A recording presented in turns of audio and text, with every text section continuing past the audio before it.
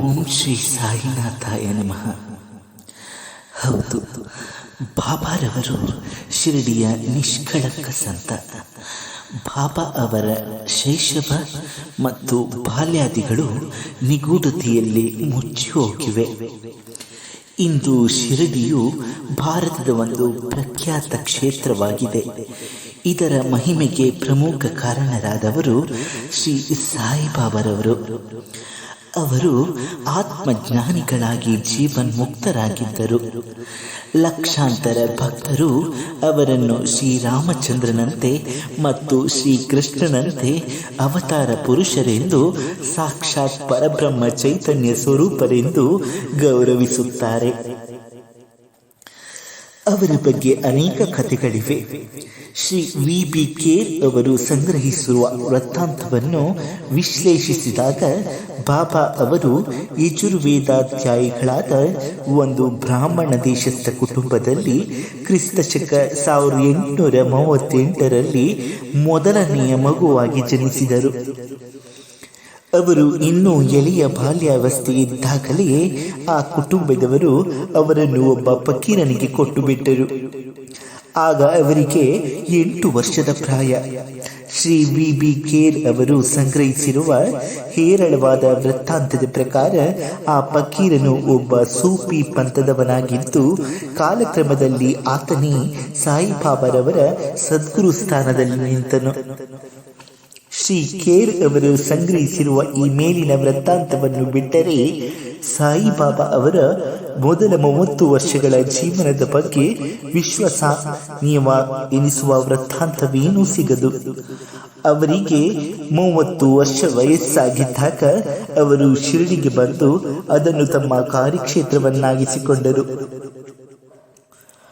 ತಮ್ಮ ಮಾತಾ ಪಿತೃಗಳ ಬಗ್ಗೆ ಮತ್ತು ಶೈಶವಾದಿಗಳ ಬಗ್ಗೆ ಬಾಬಾರವರು ಏನನ್ನೂ ಹೇಳಿಲ್ಲ. ಅವರ ಜನ್ಮನಾಮ ಹರಿ ಎಂದು ಹೇಳಲಾಗಿದೆ. ಆದರೆ ಆ ಬಗ್ಗೆಯೂ ಖಚಿತವಾದ ಸಾಕ್ಷ್ಯಾಧಾರವಿದ್ದಂತೆ ಕಂಡುಬರುವುದಿಲ್ಲ. ಶಿರಡಿಯಲ್ಲಿ ಅವರು ನೆಲೆಸಿದ ಮೇಲೆ ಅವರ ಭಕ್ತರು ಅವರನ್ನು ಶಿರಡಿ ಸಾಯಿಬಾಬಾ ಅಂದರೆ ಮಹಾಸಂತ ಎಂದು ಕರೆದರು. ಅದೇ ಹೆಸರಿಗೆ ರೂಢಿಗೆ ಬಂದು ಪ್ರಸಿದ್ಧಿ ಪಡೆಯಿತು. ಅವರು ಕ್ರಿಸ್ತಶಕ 1870ರಿಂದ 1918ರಲ್ಲಿ ತಮ್ಮ ಮರ್ತ್ಯ ಶರೀರವನ್ನು ತೊರೆಯುವಂತ ಪರ್ಯಂತ ಶಿರಡಿಯಲ್ಲಿಯೇ ನೆಲೆಸಿದ್ದರು. ಸಾಯಿಬಾಬಾ ಅವರ ಬಗ್ಗೆ ನಮಗೆ ಈಗ ದೊರೆತಿರುವ ಮಾಹಿತಿಗಳಲ್ಲಿ ಕೆಲವು ಚಾರಿತ್ರಿಕ ಹಾಗೂ ಕೆಲವು ಐತಿಹಾಸಿಕವಾದದ್ದು.